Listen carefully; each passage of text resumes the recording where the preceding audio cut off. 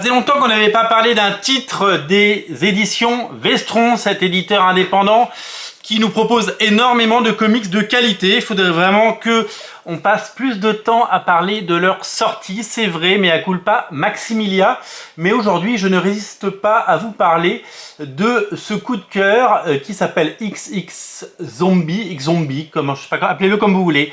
En tout cas, c'est tout simplement la dernière folie de Rick Remender, un comics publié par Image Comics aux États-Unis, dessiné par Kieron Dwyer qui avait déjà fait du zombie, souvenez-vous, et Tony Moore, toujours là quand il y a des zombies. Incroyable de voir Tony Moore. La couverture est exceptionnelle et le pitch est génial. Nous sommes à la fin des années 70, on est sur le tournage, à l'âge d'or du cinéma pornographique. C'est sur le tournage d'un film qui doit durer 3 jours, donc des gens qui s'isolent dans une villa. Je dis ça comme si c'était évident que pour tout le monde, mais a priori c'est souvent comme ça que ça se passe a priori. Et pendant ce temps, il y a une invasion zombie, et donc il va évidemment arriver à un moment sur le plateau. Alors, je le dis tout de suite, c'est pas du tout destiné aux enfants, hein. C'est pas les zombies rigolos de Scooby-Doo, hein. C'est trash, c'est super trash à certains moments. C'est un petit peu cucu, mais il n'y a rien de pornographique, hein. Il n'y a absolument aucune once de pornographie là-dedans. Il y a quelques suggestions, un tout petit peu de nudité. Mais ça reste voilà, hein, ça reste un comics Image Comics, hein, c'est pas on n'est pas sur des choses complètement folles. Donc le dessin il est super chouette, le découpage est génial, c'est très drôle, c'est très sympa, et je ne résiste pas au plaisir de vous présenter donc cet album XXX Zombie. C'est clairement pour un public averti. Alors Rick Remender, on le connaît, hein, évidemment.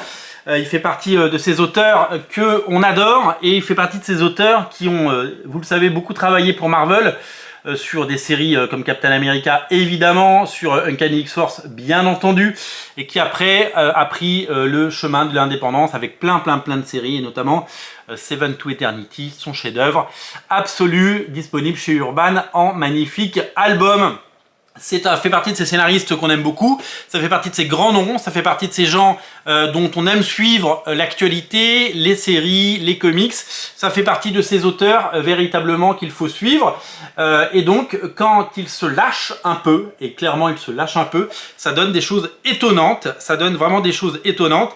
Et vous allez donc les découvrir et les retrouver dans ce comics en version française, publié par Vestron, dans une édition super sympathique. Véritablement, je vous recommande chaudement ce comics qui prolonge le plaisir zombie qu'on a à travers les différentes expériences de lecture que nous avons pu avoir ces dernières années. Aussi bien évidemment Walking Dead Rags que nous avons publié nous-mêmes, et aujourd'hui celui-là, voilà.